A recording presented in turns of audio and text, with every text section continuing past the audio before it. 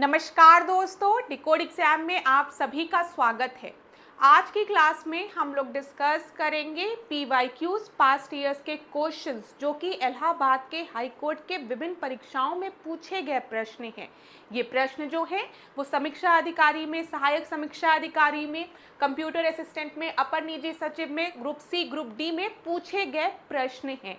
ठीक है, तो यहाँ पर इलाहाबाद हाई कोर्ट ने जो विभिन्न परीक्षाएं कंडक्ट कराई हैं उसमें जो प्रश्न पूछे गए हैं हम उन प्रश्नों को डिस्कस कर रहे हैं। अभी हम पॉलिटी के क्वेश्चंस को डिस्कस कर रहे हैं और ये सेकेंड क्लास है। तो चलिए आज के सेशन को स्टार्ट करेंगे मेरे साथ ऐश्वर्या सिंह के साथ। कहीं पर भी डाउट होगा तो आप लोग मुझे कमेंट बॉक्स में ज़रूर बताएंगे। क्लास आज के सेशन को स्टार्ट करने से पहले थोड़ी सी इंफॉर्मेशन मैं आप लोगों को दे दूं वीडियो क्रैश कोर्स के बारे में जो कि डिकोड एग्जाम ने लॉन्च किया है इलाहाबाद हाई कोर्ट के आरओ एआरओ परीक्षा के लिए। इस क्रैश कोर्स में टेस्ट सीरीज आपकी है, ठीक है, इसमें टेस्ट सीरीज भी इंक्लूडेड है। मैं आपको बता दूं यहाँ पर जो एंटायर सिलेबस है उस सिलेबस को इस क्रैश कोर्स में कवर किया गया है। प्लस आपको नोट्स प्रोवाइड की जाएगी जो कि बाइलिंगुअल होगी, प्लस टेस्ट सीरीज आपको प्रोवाइड की जाएगी जहाँ पर आपको जो भी टेस्ट सीरीज है वो एंटायर सिलेबस पे बेस्ड है। तो हर सब्जेक्ट से रिलेटेड आपको क्वेश्चंस मिल जाएंगे इन टेस्ट सीरीज में। तो अगर इस कोर्स को आपको ज्वाइन करना है तो यहाँ पर कॉन्टैक्ट नंबर दिया गया है, इस पर आप कॉन्टैक्ट कर सकते हैं। आपको सारी इंफॉर्मेशन यहाँ से प्रोवाइड करा दी जाएगी। चलिए अब आज की क्लास को स्टार्ट करते हैं। आज की क्लास को स्टार्ट करने से पहले थोड़ी सी चीज़ें मैं आपको रिवाइज कराऊंगी जो कि हमने लास्ट क्लास में डिस्कस की थी। बस 1-2 मिनट लगेंगे, ध्यान से सुनिएगा। यहाँ से आपके परीक्षा में प्रश्न बने थे और पूरी संभावना भी है कि आने वाली परीक्षा में भी यहाँ से प्रश्न बन सकते हैं। तो यहाँ पर देखिए, जब भी हम कॉन्स्टिट्यूएंट असेंबली की बात करते हैं, हम संविधान सभा की बात करते हैं, तो कई बार परीक्षा में पूछा गया प्रश्न है कि संविधान सभा के अस्थायी अध्यक्ष कौन थे। तो आप क्या बताएंगे? डॉक्टर सच्चिदानंद सिन्हा थे। ठीक है, और अगर आपसे परीक्षा में प्रश्न पूछा गया कि कॉन्स्टिट्यूएंट असेंबली के संविधान सभा के स्थायी अध्यक्ष कौन थे, तो आप क्या बताएंगे? डॉक्टर राजेंद्र प्रसाद का नाम। ठीक है, इसी तरीके से परीक्षा में प्रश्न पूछा गया था निर्मात्री समिति के अध्यक्ष कौन थे, तो भीमराव अंबेडकर जी।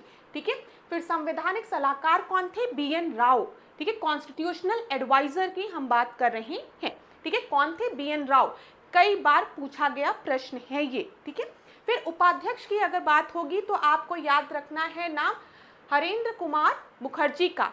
ज्यादातर अगर आप परीक्षा में देखेंगे तो एच मुखर्जी दिया रहता है। ठीक है, फिर उसके बाद वीटी कृष्णमाचारी का नाम आपको याद रखना है। तो इसका तो स्क्रीनशॉट जरूर ले लीजिए क्योंकि यहाँ से विभिन्न परीक्षाओं में प्रश्न बनते हैं कि स्थायी अध्यक्ष कौन थे, अस्थायी अध्यक्ष कौन थे, ठीक है, कॉन्स्टिट्यूशनल एडवाइजर कौन थे। तो ये सारे प्रश्न बने हुए हैं, बहुत ही महत्वपूर्ण है। चलिए अब आगे देखते हैं एक बार टाइमलाइन, क्योंकि अब देखा जाता है टाइमलाइन से रिलेटेड प्रश्न परीक्षा में बहुत देखने को मिलते हैं। तो यहाँ पर ध्यान दीजिएगा, जब हम 6 दिसंबर 1946 की बात करेंगे तो 6 दिसंबर 1946 को कॉन्स्टिट्यूएंट असेंबली आपकी बनी, संविधान सभा की स्थापना हुई थी। ये परीक्षा में पूछा गया प्रश्न है, लास्ट क्लास में मैंने आपसे डिस्कस भी किया था। ठीक है, तो अगर आपसे पूछा जाएगा कि संविधान सभा की स्थापना किस दिन हुई थी तो आप क्या बताएंगे? 6 दिसंबर 1946 को। अब पहली बार असेंबली कब हुई? ठीक है, संविधान सभा की पहली बैठक कब हुई थी? तो आप क्या बताएंगे? 9 दिसंबर 1946। नोट कर लो क्लास, प्रश्न बना है। और ध्यान रखिएगा 9 दिसंबर 1946 को जब संविधान सभा की पहली बैठक हुई थी तो इसमें अस्थायी अध्यक्ष के रूप में किसे चुना गया था? डॉक्टर सच्चिदानंद सिन्हा को चुना गया था, याद रखिएगा। ठीक है, और प्रथम संबोधन किसने किया था? तो जेबी कृपलानी का नाम आपको याद रखना है।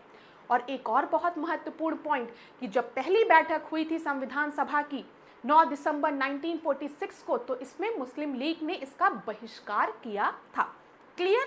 चलो फिर उसके बाद हम देखते हैं 2 दिन बाद 11 दिसंबर 1946 को संविधान सभा को अपना स्थायी अध्यक्ष मिल जाता है, जो कि कौन थे? डॉक्टर राजेंद्र प्रसाद थे, याद रखिएगा। और हरेंद्र कुमार मुखर्जी जो है वो एच मुखर्जी जो है वो इसके उपाध्यक्ष के रूप में चुने गए थे, निर्वाचित हुए थे। ठीक है, याद रखिएगा।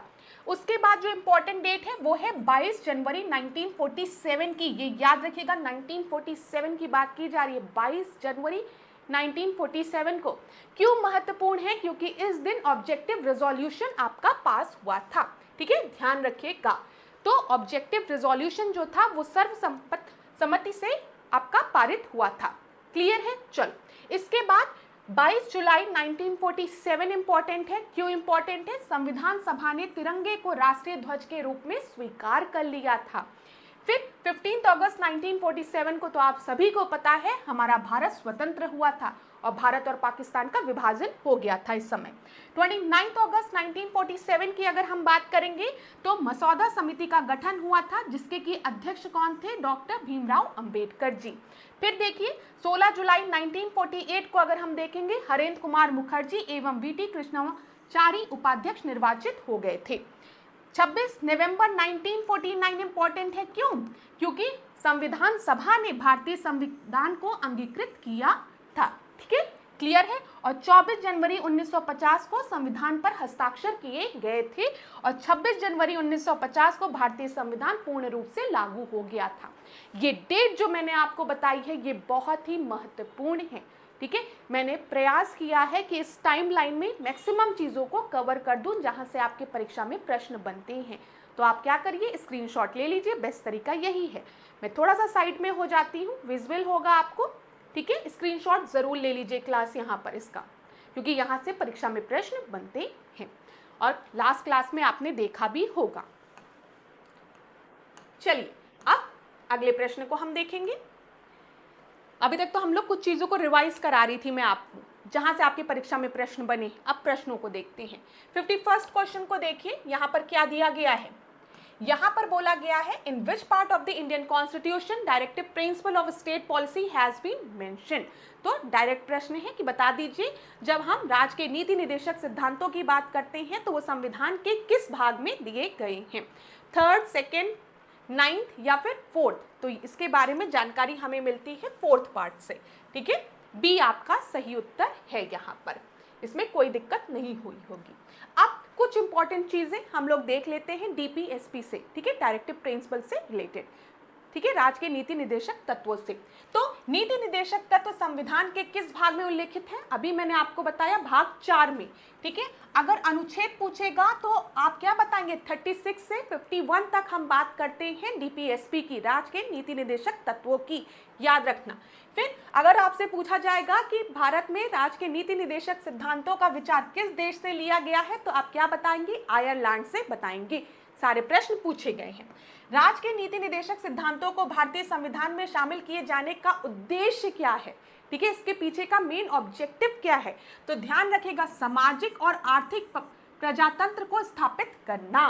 ठीक है, यहाँ पर क्या है? सोशल एंड इकोनॉमिक डेमोक्रेसी को स्टैब्लिश करना। इंग्लिश हिंदी दोनों में बता रही हूँ, दिक्कत ना हो। सामाजिक मतलब सोशल, आर्थिक मतलब इकोनॉमिकल, डेमोक्रेसी की हम बात कर रहे हैं, को स्टैब्लिश करना। लोक कल्याणकारी राज्य की स्थापना करना, वेलफेयर स्टेट को स्टैब्लिश करना। ठीक है, तो दोनों याद रखिएगा, मेन एम क्या है, ऑब्जेक्टिव क्या है, परीक्षा में प्रश्न बनता है। फिर नीति निर्देशक तत्वों की प्रकृति कैसे है? सकारात्मक है, यहाँ पर पॉजिटिव है। ठीक है, भारत सरकार द्वारा आरंभ किए गए राष्ट्रीय सामाजिक सहायता कार्यक्रम भारतीय संविधान के किस उपबंध को पूरा करते हैं? राज्य के नीति निर्देशक तत्वों को।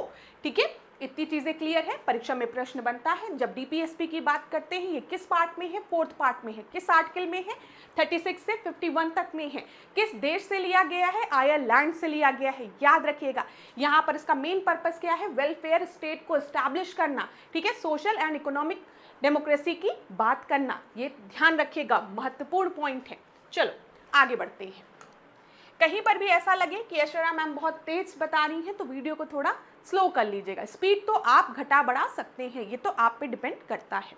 अब देखिए, किसने कहा कि, यहाँ पर इंपॉर्टेंट प्रश्न है ये, ऐसे प्रश्न पूछे जाते हैं, किसने क्या कहा।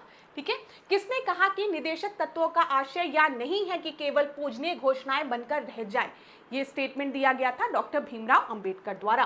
किसने नीति निर्देशक तत्वों को संविधान की मूल आत्मा कहा है? तो ग्रेनविल ऑस्टिन ने कहा है। जो नीति निर्देशक तत्व होते हैं वो संविधान की मूल आत्मा होते हैं। डायरेक्टिव प्रिंसिपल्स है ना, नीति निर्देश दिए जा रहे किसको? स्टेट्स को। ठीक है, ध्यान रखिएगा। तो यहाँ पर ग्रेनविल ऑस्टिन द्वारा ये स्टेटमेंट दिए गए हैं। चलिए 52nd क्वेश्चन को हम देखते हैं यहाँ पर। Separation of judiciary from the executive has been provided in one of the following part of the Indian constitution. तो बताइए भारतीय संविधान के किस भाग में न्यायतंत्र को प्रबंधक कार्यों से अलग किया गया है। ठीक है, तो कहाँ पर separation of judiciary from the executive की बात की गई है? अगर याद होगा तो इसके बारे में अनुच्छेद 50 में कहा गया, आर्टिकल 50 में कहा गया है। और आर्टिकल 50 किसका पार्ट है? डीपीएसपी का पार्ट है।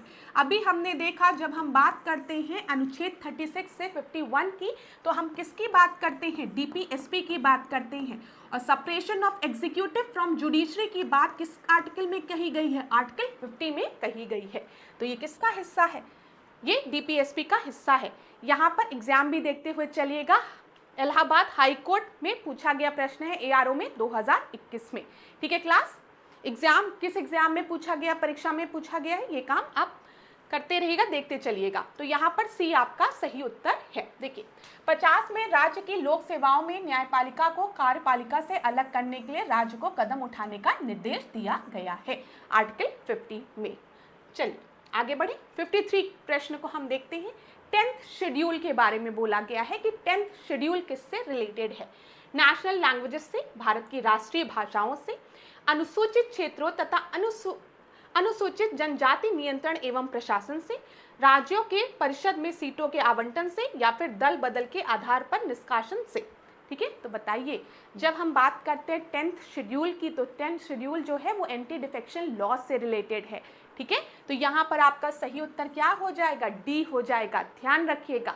ठीक है क्लास, ये कब पूछा गया है? Allahabad high court RO ARO परीक्षा में 2011 में। ठीक है, और ये भी चीज जरूर याद रखिएगा, एंटी डिफेक्शन लॉ को किस संवैधानिक संशोधन द्वारा हमारे संविधान में जोड़ा गया।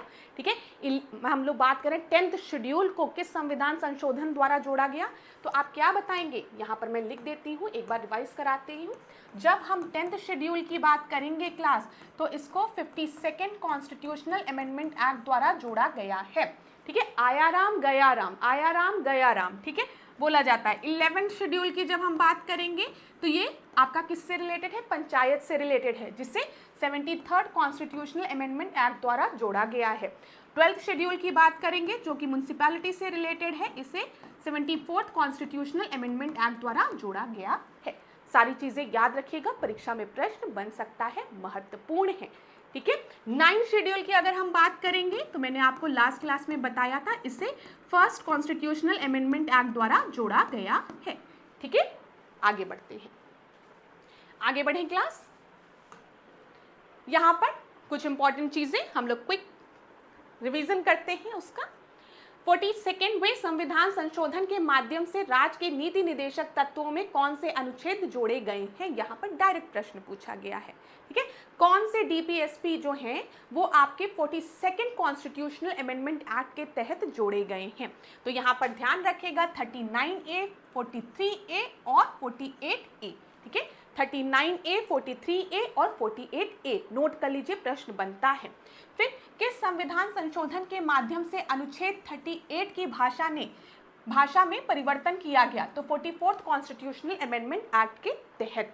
6 वर्ष से कम आयु के बच्चों को शिक्षा तथा उनकी देखभाल का प्रावधान संविधान के किस अनुच्छेद में किया गया है? तो अनुच्छेद 45 में किया गया है ये प्रावधान। ठीक है, पोषाहार स्तर बढ़ाने का प्रावधान नीति निदेशक सिद्धांतों के किस अनुच्छेद में किया गया है? 47 में किया गया है। इसको अगर आपको स्क्रीनशॉट लेना है तो ले लीजिए।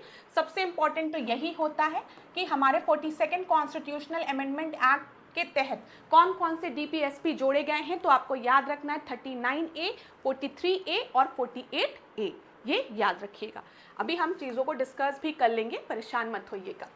पर्यावरण संरक्षण एवं संवर्धन और वन तथा वन जीवों की रक्षा का प्रावधान संविधान के किस अनुच्छेद में किया गया है? अभी थोड़ी देर पहले मैंने आपको बताया है कि 42nd कॉन्स्टिट्यूशनल अमेंडमेंट एक्ट के तहत 48A को जोड़ा गया है और 48A में पर्यावरण संरक्षण की बात की गई है, वन और वन जीव के संरक्षण की बात की गई है। ठीक है, डन ना। 48A किस संविधान संशोधन द्वारा जोड़ा गया है? बताओ, 42nd कॉन्स्टिट्यूशनल अमेंडमेंट एक्ट द्वारा जोड़ा गया है, जिसमें किसके संरक्षण की बात की गई है? पर्यावरण, वन और वन जीव के संरक्षण की बात की गई है। ठीक है, चलो फिर देखो, राष्ट्रीय महत्व के स्मारकों, स्थानों और वस्तुओं का संरक्षण करने का प्रावधान किस अनुच्छेद में किया गया है? तो 49 में किया गया है, ध्यान रखिएगा। भारतीय संविधान में न्यायपालिका का कार्यपालिका से पृथक्करण का उल्लेख किस अनुच्छेद में किया गया है? अभी मैंने आपको बताया है। जब हम आर्टिकल 50 की बात करेंगे तो उसमें हमने separation of executive from judiciary की बात की है, ठीक है। आपके परीक्षा में प्रश्न पूछा गया था कि किस पार्ट में बोला गया है, फंडामेंटल राइट में, फंडामेंटल ड्यूटी में, डीपीएसपी में, किस में बोला गया है separation of executive from judiciary? तो आप बताएंगे डीपीएसपी में, जो कि आर्टिकल 50 में मेंशन है। अंतर्राष्ट्रीय शांति और सुरक्षा की बात किस अनुच्छेद में की गई है? 51 में की गई है। परीक्षा में प्रश्न पूछ लिया जाता है कि अंतर्राष्ट्रीय शांति और सुरक्षा की बात किस में की गई है? फंडामेंटल राइट में, डीपीएसपी में, या फिर आपके फंडामेंटल ड्यूटीज में, या फिर कुछ और ऐसे एक ऑप्शन दे देगा। तो आप याद रखेंगे आर्टिकल 51 में इंटरनेशनल पीस और सिक्योरिटी की बात की गई है, जो कि किसका पार्ट है? डीपीएसपी का पार्ट है। किस अनुच्छेद में आता है? 51A में आता है। डन मानू? समझ में आ रहा है ना? चलो आगे देखते हैं। बिल्कुल परेशान मत होइए, हर तरीके से इस क्लास में सारे टॉपिक्स को रिवाइज कराया जाएगा। पास्ट ईयर्स के क्वेश्चंस तो मैं रिवाइज कराऊंगी ही क्लास, प्लस एक्स्ट्रा इन्फॉर्मेशन भी मैं आपको दूंगी जहां से आपके परीक्षा में प्रश्न बन सकते हैं। तो ओवरऑल रिवीजन सीरीज है ये। ऐसा मत सोचिएगा कि ऐश्वर्या मैम एक क्वेश्चन लाएंगी, उसका आंसर बता देंगी, ABCD में से ये आंसर है, चलो काम खत्म उनका। मेरे लिए भी सबसे आसान तरीका यही होता है कि 20 क्वेश्चन उठाऊं और बता दूं पहले का आंसर A, दूसरे का B, C, D, E, F, G, H, I, खत्म, क्लास ओवर। लेकिन यहाँ पर जब हम प्रश्नों को देखते हैं, प्रश्नों के साथ कुछ इंपॉर्टेंट फैक्ट्स को भी रिवाइज करते हैं, जो कि आपके परीक्षा की दृष्टि से महत्वपूर्ण है, तो आपका रिवीजन और बेटर होता है, ठीक है। जो भी स्टूडेंट अच्छे से पढ़ाई कर रहे होंगे और रिवीजन के लिए इस क्लास को उन्होंने ज्वाइन किया होगा, उनको समझ में आ रहा होगा। हो सकता है कुछ जगह आपको क्लास की स्पीड तेज लगे आपको कि मैम थोड़ा स्पीड तेज हो रही है, लेकिन क्लास इसकी ज़रूरत है आपको, ठीक है। बार बार रिवीजन करने की ज़रूरत है, ठीक है। थोड़ा तेज पढ़ाई करने की आवश्यकता है, तभी तो एग्जाम निकलेगा। तो यहाँ पर चलो और इम्पॉर्टेंट चीज़ों को रिवाइज करा रही हूँ एक बार फिर से, ताकि दिमाग में आज एकदम बैठ जाए। जब भी हम 42nd कॉन्स्टिट्यूशनल अमेंडमेंट एक्ट की बात करेंगे, ध्यान से सुनिएगा, जब भी हम 42nd संविधान संशोधन की बात करेंगे, जो कि कब हुआ था? 1976 में हुआ था। तो 42nd कॉन्स्टिट्यूशनल अमेंडमेंट एक्ट से डीपीएसपी में कौन कौन से अनुच्छेद जोड़े गए थे?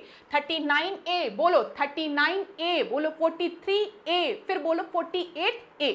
तो 42nd कॉन्स्टिट्यूशनल अमेंडमेंट एक्ट से डीपीएसपी में राज्य के नीति निर्देशक तत्वों में 3 अनुच्छेद जोड़े गए थे। वो कौन कौन से थे? जल्दी बताओ। 39A, 43A और 48A, ठीक है, ध्यान रखिएगा। वो उसमें क्या कहा गया है? 39A में निःशुल्क विधिक सहायता की बात की गई है, फ्री लीगल एड की बात की गई है, ठीक है, इंग्लिश में भी बता देती हूँ। 43A में अगर हम देखें, उद्यमों में श्रमिकों की भागीदारी की बात की गई है, पार्टिसिपेशन ऑफ वर्कर्स की बात यहाँ पर की गई है। 48A मैंने आपको बता दिया किससे रिलेटेड है, इन्वायरमेंट कंजर्वेशन से रिलेटेड है, प्रोटेक्शन से रिलेटेड है, पर्यावरण संरक्षण की यहाँ पर बात की गई है, ठीक है।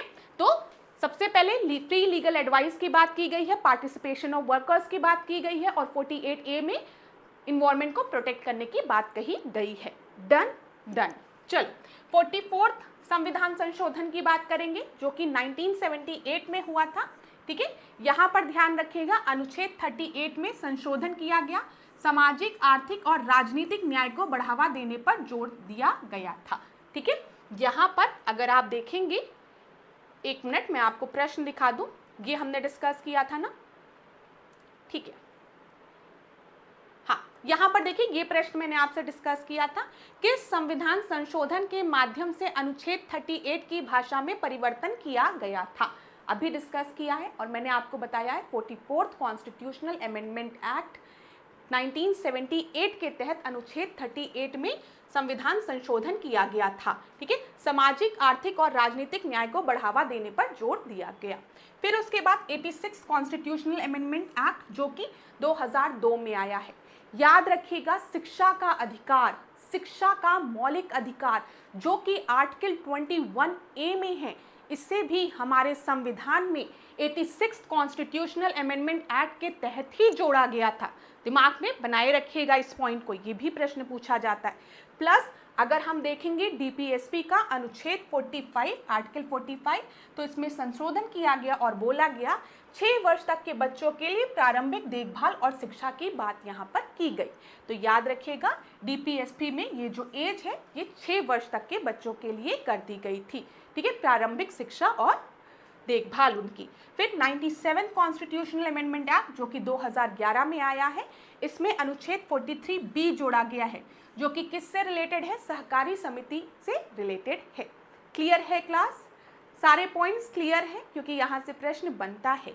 एक चीज़ और आपको यहाँ पर बता दूँ, 47 कॉन्स्टिट्यूशनल अमेंडमेंट एक्ट के तहत ही हमारे संविधान में पार्ट 9B जोड़ा गया है जिसमें कि कोऑपरेटिव सोसाइटीज़ की बात की गई है, सहकारी समिति की बात की गई है। क्लियर। और यहाँ पर 86 के तहत आर्टिकल 21A जो कि फंडामेंटल राइट है, ध्यान रखिएगा, ठीक है, जिसमें मौलिक अधिकार की बात की गई है। मौलिक अधिकार, ठीक है, शिक्षा का अधिकार जो है वो बच्चों का मौलिक अधिकार है 6 से 14 वर्ष की आयु के लिए। ये महत्वपूर्ण पॉइंट रिवाइज हुआ, कहीं पर भी ऐसा नहीं लग रहा है ना कि मैम बहुत तेज पढ़ा रही हैं, ठीक है। स्क्रीनशॉट लेना है तो ले लीजिए, ये बहुत ही महत्वपूर्ण पॉइंट्स हैं जहाँ से आपके परीक्षा में प्रश्न बन सकते हैं। अब आगे हम और प्रश्नों को देखेंगे, ठीक है। आप लोग ले लीजिए स्क्रीनशॉट, वीडियो को पॉज कर लीजिए, मैं थोड़ा हट जाऊँ। हाँ, अब क्लियरली विजिबल है, मुझे दिख रहा है स्क्रीन पे। अब आप स्क्रीनशॉट ले लीजिए इसका, फिर हम आगे बढ़ते हैं। अगला प्रश्न देखते हैं। यहाँ पर देखिए 54वां प्रश्न को क्या दिया गया है, ध्यान से पढ़िए क्लास, क्या दिया गया है यहाँ पर। Allahabad high court group D परीक्षा में पूछा गया है 2023 में। In India 1/3 of the seats are now reserve for women in. आपको पता है जब हम पंचायत राज इंस्टीट्यूशन की बात करते हैं, पंचायती राज इंस्टीट्यूशन की, राज संस्थाओं की, पंचायती राज, तो यहाँ पर 1/3 सीट्स जो हैं वो विमेन्स के लिए रिजर्व्ड हैं, ठीक है। ए आपका सही उत्तर होगा। क्लियर है। चलिए अगला प्रश्न हम देखें, 55वां प्रश्न को हम देखते हैं।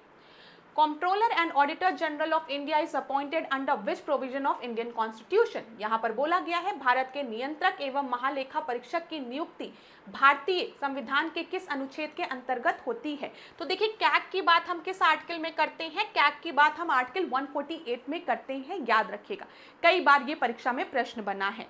तो कैग की जब हम बात कर रहे हैं तो किस आर्टिकल में, किस अनुच्छेद में, 148 में, ठीक है, ध्यान रखिएगा। ये 2023 में एक आसान सा प्रश्न पूछा गया था। क्लियर है। देखिए यहाँ पर आर्टिकल 148 से 151 तक अगर हम देखेंगे तो भारत के नियंत्रक एवं महालेखा परीक्षक से संबंधित ये आर्टिकल है, ठीक है। यहाँ पर डॉक्टर भीमराव अंबेडकर ने नियंत्रक एवं महालेखा परीक्षक को भारतीय संविधान के अंतर्गत सर्वाधिक महत्वपूर्ण पदाधिकार की संज्ञा दी थी। चलो आगे बढ़े, अगला प्रश्न देखते हैं, 56वां प्रश्न। President of India can make proclamation of national emergency under. मैंने लास्ट क्लास में भी आपको बताया था जब भी हम आपातकाल की बात करेंगे तो भारत में 3 प्रकार के आपातकाल की बात की गई है। पहला आर्टिकल 352 में कहा गया है, फिर 356 में कहा गया है और 360 में कहा गया है। जब हम 352 की बात करते हैं तो हम राष्ट्रीय आपातकाल की बात करते हैं, ठीक है। तो ये आप इस प्रश्न का सही उत्तर हो गया, जो कि हाई कोर्ट आरओ परीक्षा में पूछा गया है, ठीक है, 2023 में। तो यहाँ पर नेशनल इमरजेंसी की बात की गई है, राष्ट्रीय आपातकाल की बात की गई है, जो कि आर्टिकल 352 में मेंशन है। जब आपसे राष्ट्रपति शासन की बात की जाए, ठीक है, कि कॉन्स्टिट्यूशनल मशीनरी की फेल्योर की वजह से प्रेसिडेंट रूल लगाने की बात की जाए तो ये किस आर्टिकल में दिया गया, स्टेट इमरजेंसी, आर्टिकल 356 में, ठीक है। और 360 में आप सभी को पता है हम वित्त आपातकाल की बात करते हैं, फाइनेंशियल इमरजेंसी की बात करते हैं। क्लियर। चलो ए आपका सही उत्तर है, ये सारी चीजें मैंने आपको बता दी। 57 प्रश्न को देखते हैं। Under which article president can dissolve the Lok Sabha. Lok Sabha को प्रेसिडेंट डिसॉल्व किस आर्टिकल के तहत कर सकता है। राष्ट्रपति लोकसभा को किस अनुच्छेद के अंतर्गत भंग कर सकता है। चलो मेरे प्रिय विद्यार्थियों बताओ, राष्ट्रपति क्या राज्यसभा को भंग कर सकता है। बताओ, राष्ट्रपति क्या राज्यसभा को भंग कर सकता है? नहीं भंग कर सकता है। राज्यसभा जो है वो परमानेंट हाउस है, ठीक है, वो कभी डिसॉल्व नहीं होती है। लोकसभा डिसॉल्व होती है, ठीक है, क्लियर है, राज्यसभा नहीं होती है। अब यहाँ पर बोला गया राष्ट्रपति किस अनुच्छेद के तहत लोकसभा को डिसॉल्व करता है, तो उत्तर क्या होगा? आर्टिकल 85 के तहत, ठीक है। ये इलाहाबाद हाई कोर्ट सीए परीक्षा में पूछा गया है 2021 में। ए आपका सही उत्तर है। तो देखिए यहाँ पर आर्टिकल 85 की जब हम बात करते हैं तो ये किस चीज से संबंधित है? संसद के सत्र से संबंधित है। कौन बुलाता है? राष्ट्रपति बुलाता है, ठीक है। दो सेशंस के बीच में मैक्सिमम, ठीक है, अधिकतम अंतर कितने दिनों का हो सकता है? तो 6 महीने से ज्यादा नहीं होना चाहिए दो सेशंस के बीच में जो आपका डिफरेंस होता है। ये याद रखिए, ये भी परीक्षा में प्रश्न पूछा जाता है। अधिकतम अंतर 6 महीने का। लोकसभा भंग हो सकती है, राज्यसभा भंग नहीं हो सकती है। ध्यान रखिएगा, राज्यसभा जो अपर हाउस है वो परमानेंट हाउस है, ठीक है, ये भंग नहीं होती है। लोकसभा भंग हो सकती है। कैसे भंग हो सकती है? पहला हो सकता है 5 साल के लिए जो पार्टी थी वो अब 5 साल खत्म हो गया, अब नया इलेक्शन होगा तो लोकसभा भंग होगी। दूसरा, अविश्वास प्रस्ताव पारित हो जाए, नो कॉन्फिडेंस मोशन पारित हो जाए, तब भी लोकसभा डिसॉल्व हो सकती है, ठीक है। चलिए आगे बढ़ते हैं अगले प्रश्न पे। यहाँ पर ए आपका सही उत्तर है। 58th क्वेश्चन को देखिए, क्या दिया गया है? Which article of Indian constitution states that there shall be a vice president of India? किस अनुच्छेद में बोला गया है कि भारत में एक उपराष्ट्रपति होना चाहिए, ठीक है, बताइए किस अनुच्छेद में बोला गया है? आप सभी को पता होगा 61 में हम किसकी बात करते हैं? इम्पीचमेंट की बात करते हैं, महाभियोग की बात करते हैं। किसके महाभियोग की बात की जाती है? राष्ट्रपति के महाभियोग की बात की जाती है। कई बार पूछा गया है, तो 61 तो आपका होगा ही नहीं। भारत में एक उपराष्ट्रपति होना चाहिए, इसके बारे में आर्टिकल 63 में कहा गया है। सी आपका सही उत्तर है, ठीक है। 61 मैंने आपको क्यों बताया? क्योंकि 61 भी परीक्षा में कई बार पूछा जाता है। याद रखिएगा, अनुच्छेद 61 किससे रिलेटेड है? इम्पीचमेंट ऑफ प्रेसिडेंट से, प्रेसिडेंट के महाभियोग से रिलेटेड है। और आर्टिकल 63 में किसके बारे में बोला गया है? भारत में एक उपराष्ट्रपति होना चाहिए, ठीक है, क्लियर है। एक चीज और, संविधान में उपराष्ट्रपति का पद यूएसए के संविधान से लिया गया है, इसको भी ध्यान में रखिएगा, ठीक है, क्लियर है। और एक आर्टिकल और मेरे प्रिय दोस्तों याद रख लेना, वो क्या है? आर्टिकल 64। आर्टिकल 64 में कहा गया है कि उपराष्ट्रपति राज्यसभा का पदेन सभापति होता है, ठीक है, पदेन सभापति होता है, ठीक है, याद रखिएगा। पूछा जाता है राज्यसभा का पदेन सभापति कौन होता है? उपराष्ट्रपति होता है। ये किस आर्टिकल में कहा गया है? ये आर्टिकल 64 में कहा गया है, ठीक है। भारत में एक उपराष्ट्रपति होना चाहिए, ये किस आर्टिकल में कहा गया? आर्टिकल 63 में कहा गया है। 61 में क्या कहा गया? इम्पीचमेंट की बात कही गई है, ठीक है, ये याद रखिएगा। एक पॉइंट और जिसमें कंफ्यूजन होती है लास्ट, इसके बाद अगला प्रश्न डिस्कस करेंगे। राज्यसभा का सदस्य नहीं होता राष्ट्रपति, ये ध्यान रखिएगा। अगर कभी आपसे ऑप्शन में दे दिया जाए कि जो आपका उपराष्ट्रपति है, सॉरी मैंने राष्ट्रपति बोल दिया, ये याद रखिएगा, उपराष्ट्रपति जो है वो राज्यसभा का सदस्य होता है, तो याद रखिएगा नहीं, वो सदस्य नहीं होता है। वो कब वोट डालता है? जब कास्टिंग वोट की जरूरत होती है, जब निर्णायक वोट होता है तभी। अतः विधेयकों पर वोटिंग की स्थिति में वह सिर्फ निर्णायक मत देने का ही अधिकारी होता है। कभी कभी ऐसा होता है ना कि जब हाउस में वोटिंग कराई जाती है तो 50 लोग ने फेवर में दिया और 50 लोग अगेंस्ट में थे, तो यहाँ पर क्या हो गया? यहाँ पर एक टाई हो गया, तो उस कंडीशन में निर्णायक वोट, कास्टिंग वोट जो है वो डालेगा, ठीक है, ये ध्यान रखिएगा, ठीक है। तो कभी भी अगर आपको स्टेटमेंट में दिख जाए कि राज्यसभा का सदस्य होता है उपराष्ट्रपति, तो आप बताएंगे राज्यसभा का सदस्य नहीं होता है, ठीक है, उपराष्ट्रपति।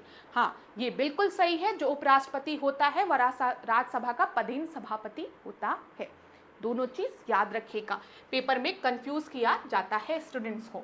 अब 59th क्वेश्चन को हम देखते हैं। Which of the following article of Indian constitution deal with the citizenship in India? ठीक है, भारतीय नागरिकता से संबंधित कौन सा अनुच्छेद है आपको बताना है।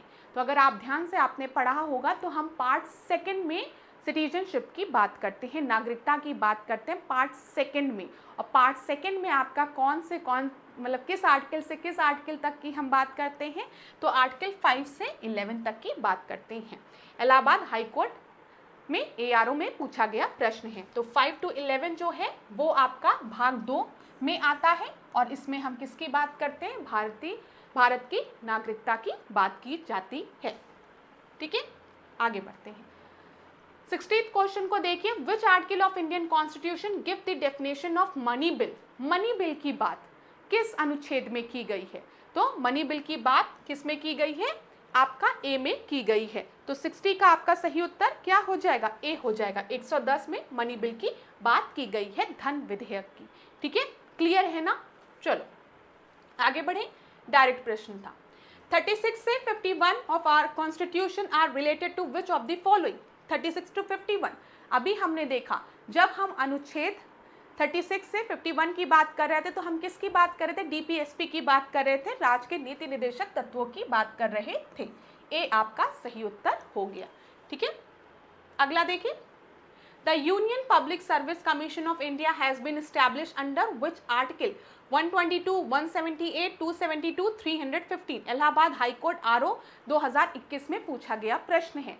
तो जब हम बात करते हैं भारतीय संघ लोक सेवा आयोग की, तो इसकी स्थापना किस अनुच्छेद के तहत हुई है, तो याद रखिएगा अनुच्छेद 315 के तहत, 315 के तहत। उत्तर सही क्या हो जाएगा, 62 का डी आपका सही उत्तर है। अगला देखिए, 63rd प्रश्न, which article of the constitution reflect that its constitution is neither rigid nor flexible but a synthesis of both। अब क्लास एक चीज मैं आपको बता दूं, पहले मेरी बात ध्यान से सुनिएगा। जैसे अभी हम लोग UPSC से रिलेटेड प्रश्नों को यहाँ पर अलग मतलब पॉलिटी में ही आपका इसको डिस्कस करेंगे, पंचायती इंस्टीट्यूशन से रिलेटेड भी प्रश्नों को डिस्कस किया जाएगा, राष्ट्रपति से रिलेटेड, प्राइम मिनिस्टर से रिलेटेड, उपराष्ट्रपति से रिलेटेड भी प्रश्नों को डिस्कस किया जाएगा, और भी प्रश्न हैं अभी, तो बिल्कुल भी परेशान मत होइएगा। मैं आपको कह रही हूँ ना, यहाँ पर रिवर्स इंजीनियरिंग चल रही है। रिवर्स इंजीनियरिंग क्या, हम प्रश्नों के माध्यम से आपको आपका सिलेबस रिवाइज करा देंगे, वो भी पास्ट ईयर्स के क्वेश्चंस के माध्यम से सिलेबस को रिवाइज करा दूंगी मैं। इंपॉर्टेंट पॉइंट जहाँ से आपके परीक्षा में प्रश्न बन सकते हैं, बस आपको इन क्लासेस को कंटिन्यूअसली देखने की आवश्यकता है। और मैं तो अपने स्टूडेंट से कहती भी हूँ, अगर समझ में आए तब देखो, अगर नहीं समझ में आए तो फिर कोई ज़रूरत नहीं, मैं किसी को इंसिस्ट नहीं कर सकती हूँ। अगर ये क्लास आपको समझ में आ रही है तो आगे के सेशंस को ज़रूर देखना, और अगर नहीं आ रही है तो वैसे भी नहीं देखोगे। चलो अब यहाँ पर देखते हैं इस प्रश्न को।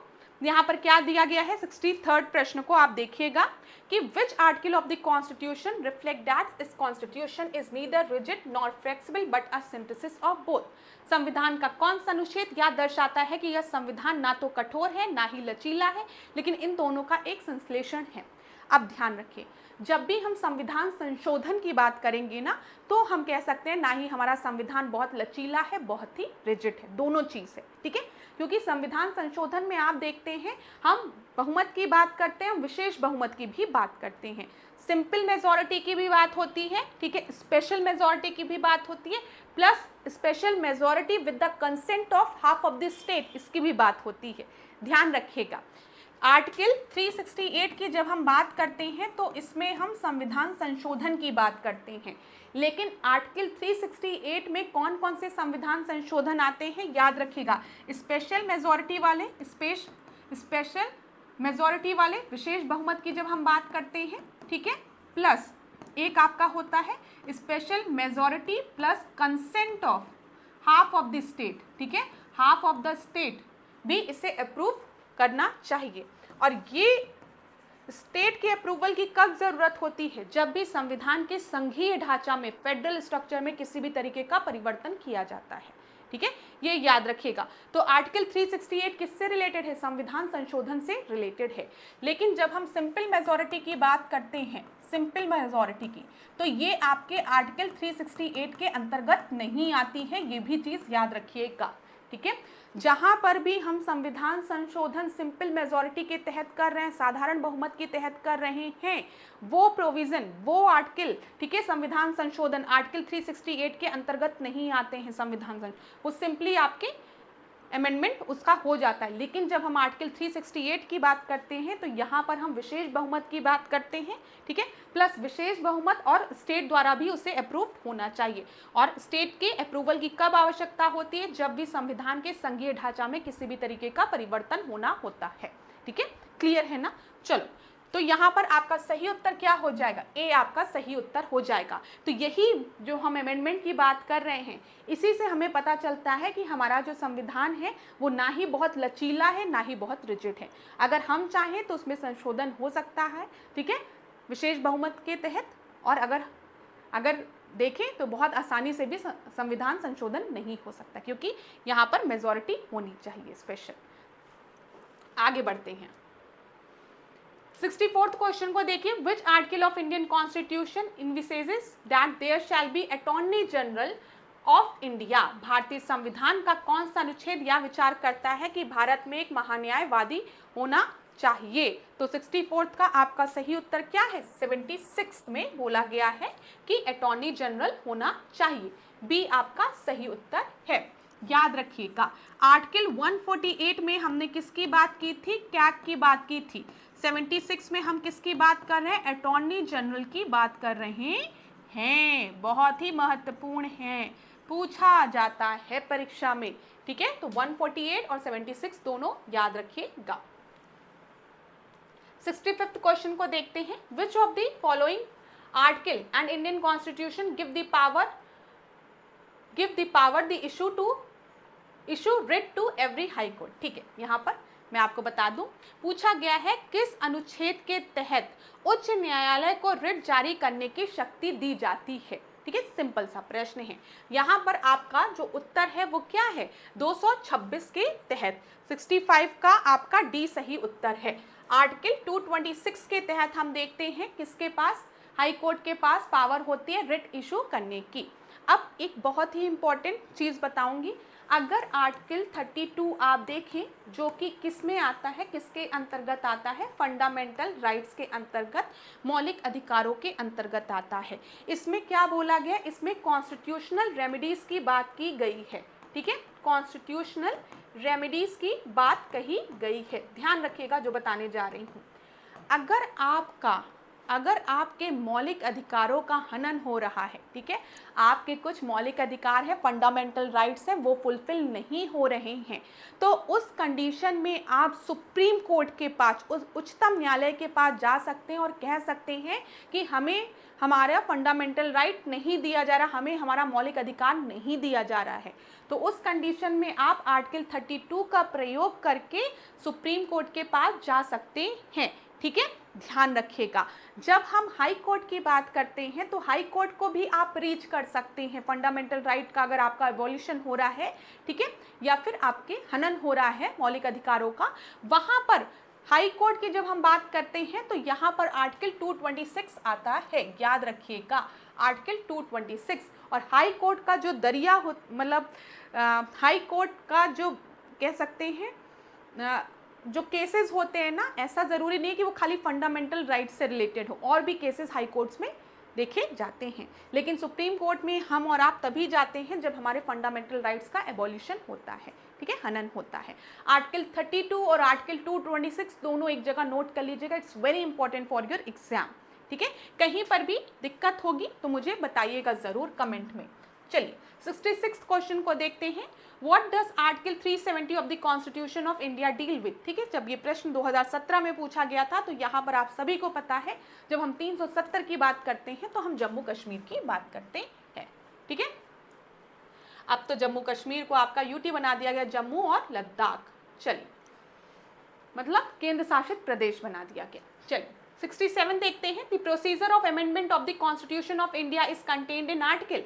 तो बताइए संविधान संशोधन की बात किस आर्टिकल में कही गई है? अभी थोड़ी देर पहले ऐश्वर्या मैम ने चिल्ला चिल्ला के बताया, आर्टिकल 368। तो ये आरओ परीक्षा 2011 में पूछा गया प्रश्न है। आगे बढ़ें क्लास।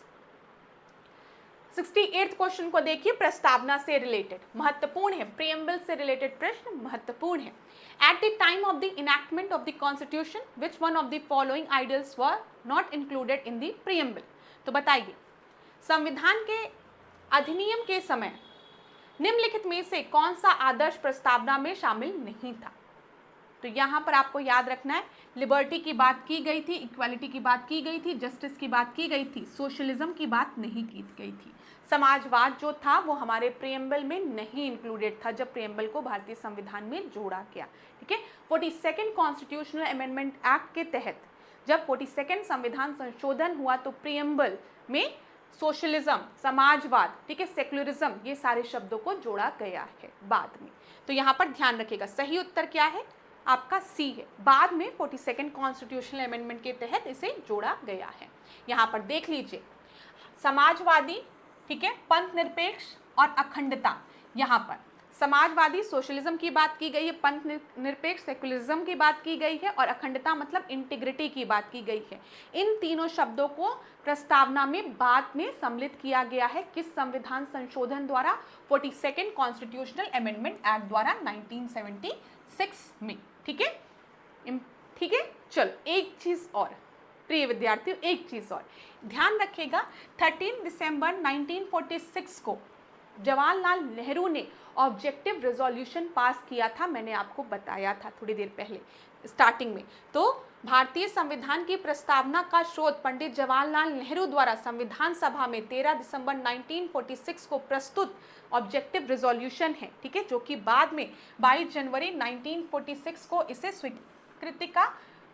स्वीकृत उद्देश्य प्रस्ताव के रूप में देखा गया। ठीक है, ये ध्यान रखिएगा, ये भी महत्वपूर्ण है। ऑब्जेक्टिव रेजोल्यूशन ही आगे चल के आपका प्रेम्बल बना। ठीक है, जिसमें समाजवादी, पंथ निरपेक्ष, अखंडता, सोशलिज्म, सेक्युलरिज्म और इंटीग्रिटी शब्द 42nd कॉन्स्टिट्यूशनल अमेंडमेंट के तहत 1976 में जोड़े गए।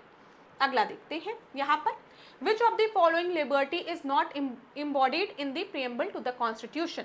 हाईकोर्ट में आरओ में पूछा गया प्रश्न है 2022 में, निम्नलिखित में से दी गई स्वतंत्रता में कौन सी भारतीय संविधान की प्रस्तावना में संदर्भित नहीं है?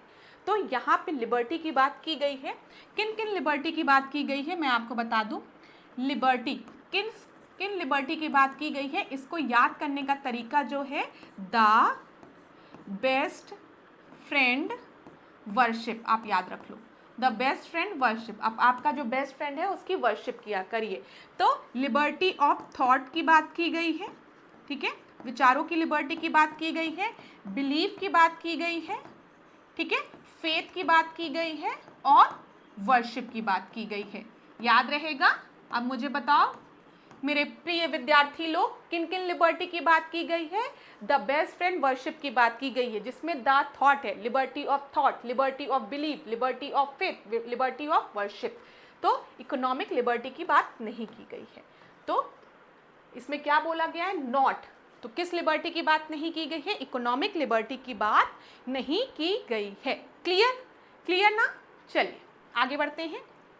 यहाँ पर देखिए, विचार, ठीक है, विचार की स्वतंत्रता, थॉट की स्वतंत्रता, ठीक है, अभिव्यक्ति की स्वतंत्रता, बिलीफ, ठीक है, धर्म की स्वतंत्रता, उपासना की स्वतंत्रता और विश्वास की स्वतंत्रता। ठीक है, क्लियर है? यहाँ पे प्रियम्बल अगर आप देखोगे तो यहाँ पर देखिए, liberty of thought, expression, belief, faith and worship. बस आप याद रखना द बेस्ट फ्रेंड वर्शिप। तो आपको द से थॉट याद रहेगा, बी से बिलीफ याद रहेगा, एफ से फेथ याद रहेगा, वर्शिप से वर्शिप याद रहेगा। तो thought, expression, belief, faith and worship. यहाँ पर एक्सप्रेशन मैंने बोलना भूल गई थी मैं, अभिव्यक्ति की जो लिखा हुआ है, ठीक है, अभिव्यक्ति। यहाँ पर हिंदी इंग्लिश सब एक ही में मिक्स हो जाती है। अभिव्यक्ति मतलब क्या है? एक्सप्रेशन। ठीक है, ध्यान रखिएगा। विचार मतलब थॉट, ठीक है। धर्म मतलब बिलीव हो गया ना, बिलीव मतलब विश्वास हो गया, यहाँ बिलीव, ठीक है। उपासना मतलब वर्शिप हो गया,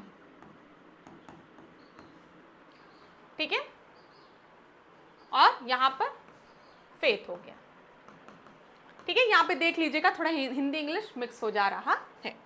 क्लियर है ना क्लास? चलिए, इतनी चीजें क्लियर हो गई होगी आपको। अब आगे देखते हैं इंपॉर्टेंट चीजें। प्रियम्बल दिख रहा है, नोट कर लो। सबसे पहले यहाँ पर we the people of India मतलब सोर्स, शक्ति किसके पास है? We the people of India, हमारे पास है, ठीक है, लोगों के पास है। We the people of India, तो सोर्स, अथॉरिटी किसके पास है? Sovereign socialist secular democratic republic की बात की गई है, जिसमें मैंने आपको बता दिया है कि सोशलिस्ट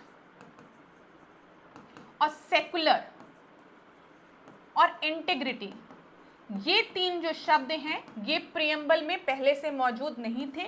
इन्हें 42nd कॉन्स्टिट्यूशनल अमेंडमेंट एक्ट के तहत 1976 में जोड़ा गया है। ठीक है, याद रखेंगे आप लोग। फिर किसकी किसकी बात की गई है? जस्टिस की बात की गई है, लिबर्टी की बात की गई है, इक्वालिटी की बात की गई है, फ्रैटर्निटी की बात की गई है। याद रखिएगा, हम जस्टिस की बात करते हैं तो तीन तरीके के जस्टिस की बात की गई है। सोशल, इकोनॉमिक और पॉलिटिकल जस्टिस की बात की गई है। ध्यान रखना, जो बता रही हूं सुन लो। कितने तरीके के जस्टिस की बात की गई है? तीन तरीके के जस्टिस की बात की गई है, social, economic and political justice की। Liberty of thought, expression, faith, believe, worship की बात की गई है। Equality of status and opportunity की बात की गई है। ठीक है, और फ्रैटर्निटी की बात की गई है। ये महत्वपूर्ण चीजें हैं और यहाँ पर ध्यान रखिएगा 26th day of November 1949 mention है।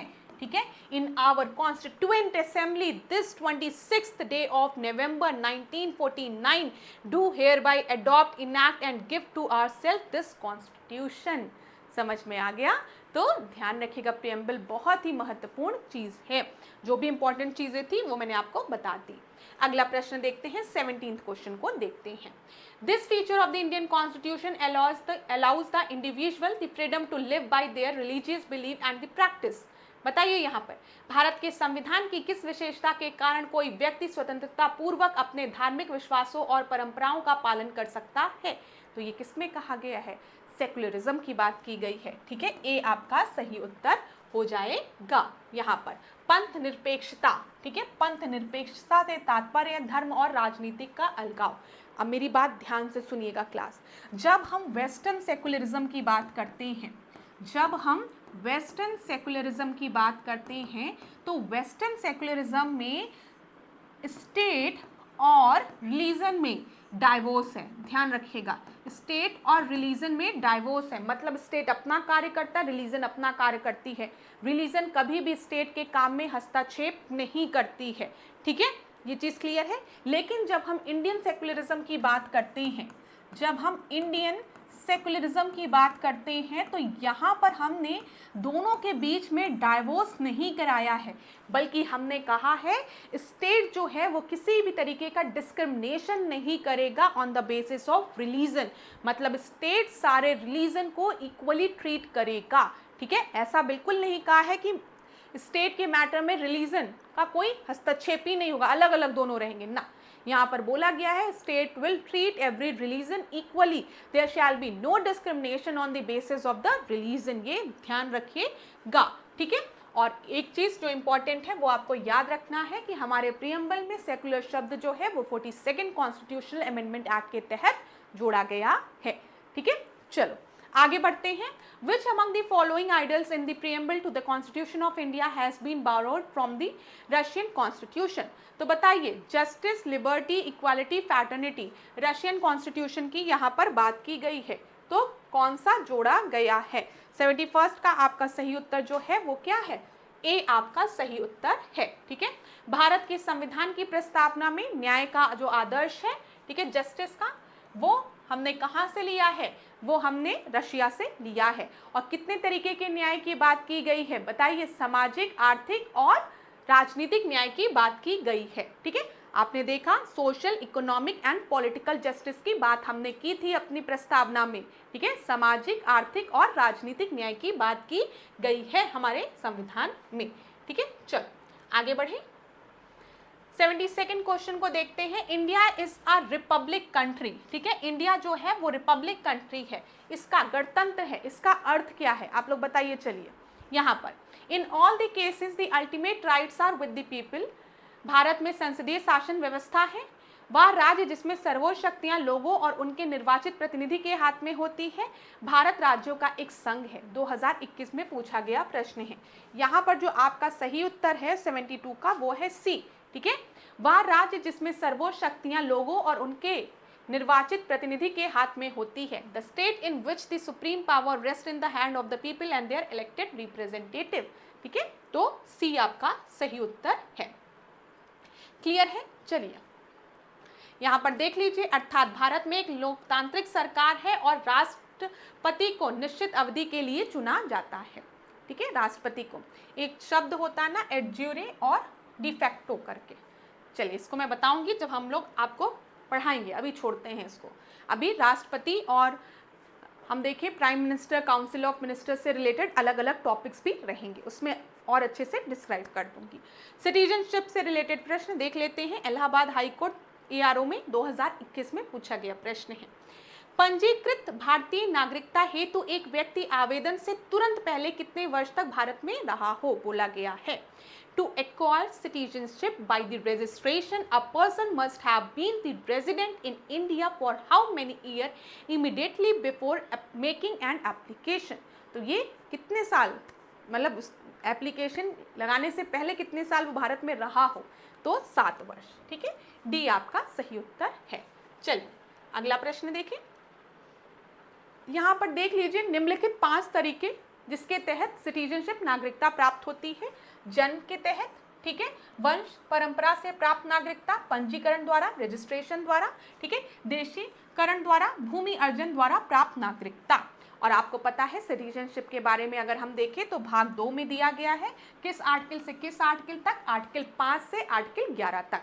याद रखिएगा, अनुच्छेद 5 से 11 तक। Which of the following countries allow dual citizenship? कहाँ पर दोहरी नागरिकता अनुमति है, दोहरी नागरिकता की अनुमति है, परमिशन है? तो इसका परमिशन जो है वो अमेरिका में है, यूएसए में डुअल सिटीजनशिप है। ठीक है, मैंने आपको बताया है यूएसए जो है वो यूनाइटेड स्टेट ऑफ अमेरिका की हम बात करें, वहाँ पर एक संघीय ढांचा देखने को मिलता है। संघीय ढांचा मतलब क्या होता है? शक्ति के वितरण की बात कर रहे हैं, किन किन के मध्य? राज्य और केंद्र के मध्य। तो वहां पर भी जो शक्ति है उसका वितरण हुआ है राज्य और केंद्र के मध्य। ठीक है, वो भी एक फेडरेशन है। यहाँ पर जो सिटीजन होते हैं उनके पास दोहरी नागरिकता होती है, मतलब उनके पास अपने राज्य की भी नागरिकता होती है और केंद्र की भी नागरिकता होती है। ठीक है, प्लस अमेरिका में अगर कोई स्टेट चाहे तो सेंटर से अलग भी हो सकता है, ध्यान रखिएगा। लेकिन जब हम भारत में आते हैं, अपने भारत की बात करते हैं, तो हमारे भारत में भी संघीय ढांचा है। हमारे भारत में भी जो शक्ति का है, शक्ति जो है उसका वितरण किया गया है राज्य और केंद्र के मध्य। 7 शेड्यूल में आप देखते हैं संघ सूची भी है और राज्य सूची भी है, लेकिन हमारे भारत में नागरिकता एक ही है। अगर कोई राज्य जो है वो केंद्र से अलग होना चाहे तो उसकी अनुमति नहीं है। ठीक है, ऐसा नहीं है कि उत्तर प्रदेश जाएगा कहेगा कि हम अलग होना चाहते हैं इंडिया से, ना मार दिए जाओगे। ठीक है, या एमपी जाए, नहीं, ऐसा नहीं है। हम सब भारत के नागरिक हैं। हम ये नहीं कहते कि हमारे पास उत्तर प्रदेश की नागरिकता, नहीं, भारत के नागरिक हैं। ठीक है, हाँ, रहने वाले ये दूसरा शब्द है। ठीक है, याद रखिएगा। क्लियर है ना? तो 74 का सी आपका सही उत्तर हो गया। आगे देखते हैं फंडामेंटल राइट से रिलेटेड प्रश्नों को। Allahabad high court group D में पूछा गया प्रश्न है ये, Any section of citizen with a distinct language or a culture have permission to conserve it. This particular right come under the fundamental right. बोला गया है, बहुत आसान सा प्रश्न है, पढ़िए। विशिष्ट भाषा या संस्कृति वाले, ठीक है, विशिष्ट भाषा की बात की गई है, या संस्कृति वाले नागरिकों के किसी भी वर्ग को इस संरक्षित करने का अधिकार, इसे संरक्षित करने का अधिकार किस मौलिक अधिकार में आएगा? कल्चरल एंड एजुकेशनल राइट में, राइट टू फ्रीडम में, राइट टू कॉन्स्टिट्यूशनल रेमेडीज में, right to freedom of religion में। तो बताइए 75 का जो आपका सही उत्तर है वो क्या है? कल्चरल एंड एजुकेशनल राइट में आ जाएगा। ठीक है, विशिष्ट भाषा और संस्कृति वाले नागरिकों के लिए किसी भी वर्ग को इसे संरक्षित करने का अधिकार जो है वो कल्चरल एंड एजुकेशनल राइट में है। ठीक है, ए आपका सही उत्तर हो जाएगा। अगला देखें, निम्नलिखित में से कौन सा मौलिक अधिकार भारतीय संविधान द्वारा प्रदान किए गए 6 मौलिक अधिकारों में से एक नहीं है? ठीक है, कौन सा नहीं है? 2023 में आरओ में पूछा गया प्रश्न है। अब देखिए, राइट टू इक्वालिटी हमारा मौलिक अधिकार है, आप सभी को पता है। ठीक है, right to liberty, right to freedom of religion. यहाँ पर राइट टू प्रॉपर्टी की जब हम बात करते हैं क्लास, राइट टू प्रॉपर्टी की बी जो है वो हमारा फंडामेंटल राइट नहीं है, याद रखिएगा। पहले राइट टू प्रॉपर्टी, ठीक है, संपत्ति का अधिकार जो था वो मौलिक अधिकार था, लेकिन 44th कॉन्स्टिट्यूशनल अमेंडमेंट एक्ट के तहत 1978 के तहत इसे मौलिक अधिकारों से हटा दिया गया और इसे मौलिक अधिकारों से हटाकर आर्टिकल 300A के अंतर्गत एक कानूनी अधिकार दे दिया गया है। ठीक है, ये ध्यान रखिएगा। क्लियर है ना। राइट टू प्रॉपर्टी जो था पहले मौलिक अधिकार था, लेकिन 44th कॉन्स्टिट्यूशनल अमेंडमेंट एक्ट 1978 के तहत उसे मौलिक अधिकारों से हटाकर यहाँ पर आर्टिकल 300A में रख दिया गया है, जहाँ पर कानूनी अधिकार बना दिया गया है। ठीक है, ध्यान रखिएगा। चलिए अगला प्रश्न देखें। How many fundamental rights are provided by constitution of India. बताइए हमारे संविधान में कितने तरीके के मौलिक अधिकारों की बात की गई है। तो 6 तरीके के मौलिक अधिकारों की बात की गई है। बी आपका सही उत्तर है। एक बार देख लें। देखिए, समानता का अधिकार, right to equality, article 14 to 18 दिया गया है। स्वतंत्रता का अधिकार, राइट टू फ्रीडम, 19 से 22 तक दिया गया है। शोषण के विरुद्ध अधिकार, राइट अगेंस्ट द एक्सप्लॉयटेशन, ये आपका 23 से 24 दिया गया है। धर्म की स्वतंत्रता का अधिकार, राइट टू रिलीजन, 25 से 28 में दिया गया है। संस्कृति और शैक्षिक अधिकार, कल्चरल एंड एजुकेशनल राइट की बात 29 से 30 में की गई है। संवैधानिक उपचारों का अधिकार, कॉन्स्टिट्यूशनल रेमेडी की बात किसमें की गई है, 32 में की गई है।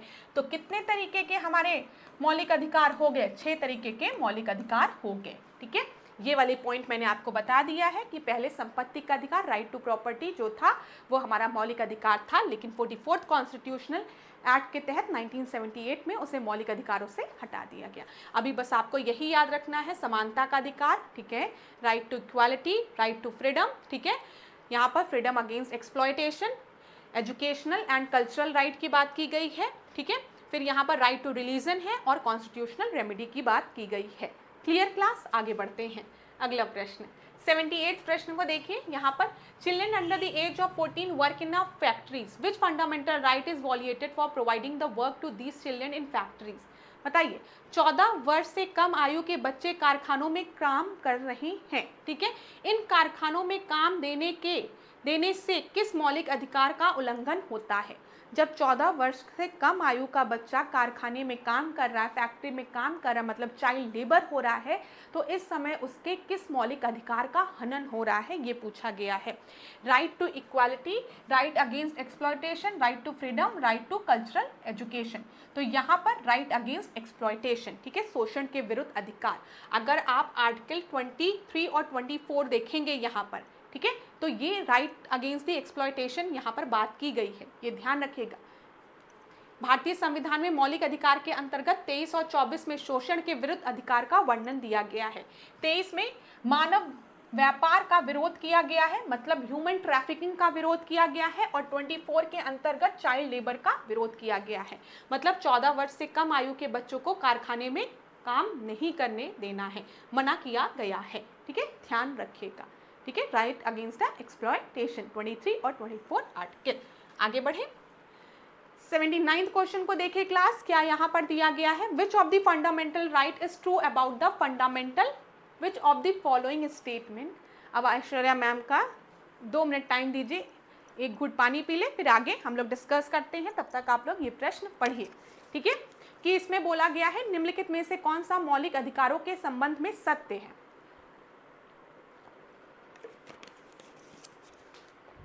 बताइए क्लास, यहाँ पर क्या होगा, इनकी संख्या असीम है। अरे बाप रे बाप, ऐसा कहीं है क्या, फंडामेंटल राइट की संख्या असीम है। अभी थोड़ी देर पहले चिल्ला के बताइए 6 है, ठीक है, उसमें और आपके हम लोग डिस्कस कर लेते, वो दूसरी चीज़ है। असीम है, ट्रू बताना है। इनका संरक्षण तथा क्रियान्वयन साधारण कानून के अनुसार होता है। इन्हें कानून की साधारण प्रक्रिया से राज्य विधायिका द्वारा बदला जा सकता है। इन्हें भारतीय संविधान का संरक्षण प्राप्त है। आप सभी को पता है 79 का आपका सही उत्तर डी हो जाएगा। ठीक है, हम जब मौलिक अधिकारों की बात करते हैं तो मौलिक अधिकार जो है इन्हें भारतीय संविधान का संरक्षण प्राप्त है, ये आपका सही है। ऐसी बात बिल्कुल नहीं है, ये असंख्य नंबर में है, ऐसा कुछ भी नहीं है। ठीक है, they are protected and enforce by the ordinary law, ऐसा भी नहीं है। ठीक है, इन्हें कानून की साधारण प्रक्रिया से राज्य विधायिका द्वारा बदला जा सकता है, बिल्कुल भी नहीं। राज्य विधायिका क्यों बदल देगी फंडामेंटल राइट्स को, ऐसा कुछ भी नहीं, इन्हें भारतीय संविधान का संरक्षण प्राप्त है, एकदम सही है। ठीक है, डी आपका सही उत्तर हो जाएगा। ठीक है, मैंने आपको बताया था, याद रखिएगा आर्टिकल 32 और आर्टिकल 226 अगर मौलिक अधिकारों का हनन हो रहा है, ठीक है, मौलिक अधिकार आपको आपके नहीं प्राप्त है, तो आप सुप्रीम कोर्ट जा सकते हैं आर्टिकल 32 के तहत, और आप हाई कोर्ट भी जा सकते हैं आर्टिकल 226 के तहत। क्लियर? चलो आगे देखते हैं। फंडामेंटल ड्यूटीज की बात करते हैं। मौलिक कर्तव्यों का उल्लेख किया गया है। कितने मौलिक कर्तव्यों का उल्लेख हमारे संविधान में किया गया है? 7, 9, 11, 12, बताइए। तो ध्यान रखिएगा 11। ठीक है, सी आपका सही उत्तर है, 2022 में पूछा गया प्रश्न है, सी आपका सही उत्तर है। फंडामेंटल ड्यूटीज की हम बात कर रहे हैं, ध्यान रखिएगा फंडामेंटल ड्यूटीज की बात हम किस अनुच्छेद में करते हैं? अनुच्छेद 51A में करते हैं। ठीक है, और अगर आपसे पार्ट पूछा जाएगा तो कौन सा पार्ट है? पार्ट 4A में हम फंडामेंटल ड्यूटीज की बात करते हैं। फंडामेंटल ड्यूटीज को हमारे संविधान में किस कमिटी के रिकमेंडेशन में जोड़ा गया था? तो याद रखिएगा स्वर्ण सिंह कमेटी के रिकमेंडेशन पे। यहाँ पर आपको स्वर्ण सिंह कमेटी का भी नाम याद रखना है। स्वर्ण सिंह कमेटी के रिकमेंडेशन में हमारे संविधान में फंडामेंटल ड्यूटीज को जोड़ा गया था, मौलिक कर्तव्यों को। किस संविधान संशोधन द्वारा? 42nd कॉन्स्टिट्यूशनल अमेंडमेंट एक्ट द्वारा। ठीक है, याद रखिएगा स्वर्ण सिंह कमेटी के रिकमेंडेशन पे 42nd कॉन्स्टिट्यूशनल अमेंडमेंट एक्ट द्वारा हमारे संविधान में पार्ट 4A में आर्टिकल 51A को जोड़ा गया है, जो कि किससे रिलेटेड है? मौलिक कर्तव्यों से रिलेटेड है। एक और महत्वपूर्ण पॉइंट मैं आपको बता दूं, जब हमारे संविधान में मौलिक कर्तव्यों को जोड़ा गया था उस समय मौलिक कर्तव्यों की संख्या 10 थी। ठीक है, 10 थी मौलिक कर्तव्य, फंडामेंटल ड्यूटीज 10 थे। लेकिन बाद में एक और मौलिक कर्तव्य जोड़ा गया 86 कॉन्स्टिट्यूशनल अमेंडमेंट एक्ट द्वारा। तो अगर आज देखेंगे तो कितने फंडामेंटल ड्यूटीज हैं? 11। ठीक है, आज कितने मौलिक कर्तव्य हैं? 11। लेकिन जब जोड़े गए थे तो 10 थे, एक और को जोड़ा गया था 86 कॉन्स्टिट्यूशनल अमेंडमेंट एक्ट के द्वारा। 86 कॉन्स्टिट्यूशनल, अगर आपको याद होगा अमेंडमेंट एक्ट, मौलिक कर्तव्य मतलब यहाँ पर हम बात करें 86 संविधान संशोधन, तो ये किससे रिलेटेड है? राइट टू एजुकेशन से, जिसमें आर्टिकल 21A को जोड़ा गया था, जिसमें शिक्षा को हमारा मौलिक अधिकार बनाया गया था। ठीक है, और 86 के तहत ही एक और फंडामेंटल ड्यूटी भी जोड़ा गया था। आज 11 संख्या है। चलो और प्रश्नों को देखते हैं। अभी यहाँ पर जो चीज़ें बताई वो यहीं पर आपको वन लाइनर क्वेश्चन के माध्यम से दिख रही होगी, जल्दी से रिवाइज करा दूं। भारतीय संविधान में मूल कर्तव्यों को किस संविधान संशोधन के माध्यम से जोड़ा गया था? तो 42nd कॉन्स्टिट्यूशनल अमेंडमेंट एक्ट के तहत। राइट, डन मान के चल रही हूँ। किस समिति ने इसके बारे में सिफारिश की थी, रिकमेंड किया था? स्वर्ण सिंह कमेटी ने 1976 में। डन। ठीक है, फिर यहाँ पर देखिए, जब आर्टिकल 51 को हमारे संविधान में जोड़ा गया था 42nd कॉन्स्टिट्यूशनल अमेंडमेंट एक्ट के तहत, तो उस समय मूल कर्तव्यों की संख्या कितनी थी? 10 थी। ठीक है, अगर वर्तमान में बोला जाएगा तो कितनी है? 11 है। ठीक है, एक मूल कर्तव्य को हमारे फंडामेंटल ड्यूटीज में किस संविधान संशोधन द्वारा जोड़ा गया था? 86 कॉन्स्टिट्यूशनल अमेंडमेंट एक्ट द्वारा। ठीक है, 2002 में। सारी चीज़ें मैंने आपको बता दी है। अरे बाप रे, अभी और भी चीज़ें बतानी है। भारतीय संविधान में मूल कर्तव्यों की व्यवस्था किस देश के संविधान से ली गई है? तो सोवियत यूनियन से ली गई है फंडामेंटल ड्यूटीज की बातें। ठीक है, 86 कॉन्स्टिट्यूशनल अमेंडमेंट एक्ट द्वारा जो 51 का मेटा के तहत कौन सा मूल कर्तव्य जोड़ा गया है, ये ध्यान रखिएगा। 6 से 14 वर्ष की आयु की बात की गई है, ये बहुत इंपॉर्टेंट चीज़ है, कंफ्यूज किया जाता है। 6 से 14 वर्ष के बालकों के माता पिता या संरक्षक का यह कर्तव्य है उन्हें शिक्षा के अवसर प्रदान करें। तो 6 to 14 एज के जो बच्चे हैं उनके माता पिता गार्जियन का ये कर्तव्य है कि उन्हें शिक्षा मिले। ठीक है, ये उनका कर्तव्य है, ध्यान रखिएगा। ठीक है, मूल कर्तव्यों के प्रचालन के संबंध में कौन सी समिति गठित हुई थी? वर्मा समिति गठित हुई थी, इसको ध्यान रखिएगा। ठीक है, राष्ट्रीय ध्वज के सम्मान की बात संविधान के किस अनुच्छेद में की गई है? तो 51A के ए में की गई है, ये ध्यान रखिएगा। भारतीय ध्वज संहिता कब लागू हुई थी? संहिता तो कब लागू हुई थी? 2002 में। ठीक है, अब किस वाद में उच्चतम न्यायालय ने देश की शिक्षण संस्थाओं को सप्ताह में 1 घंटे पर्यावरण संरक्षण की शिक्षा देने का निर्देश दिया था? ठीक है, किसमें ये निर्देश दिया गया था? शिक्षण संस्थाओं को कि आपको सप्ताह में 1 घंटे पर्यावरण संरक्षण से रिलेटेड शिक्षा देनी है, इन्वायरमेंटल एजुकेशन। ठीक है, इन्वायरमेंट से रिलेटेड एजुकेशन देनी है। तो ये याद रखिएगा, MC मेहता बनाम भारत संघ मामले में कहा गया था। राष्ट्रगान का आदर करने की बात किस अनुच्छेद में की गई है? तो 51 का के का में, ठीक है, ए के ए में, याद रखिएगा। किस अनुच्छेद में राष्ट्रीय आंदोलन को प्रेरित करने वाले उच्च आदर्शों को हृदय से संजोए रखें और उनके पालन करने की बात कही गई है? तो 51 का के ख में, याद रखिएगा, ठीक है।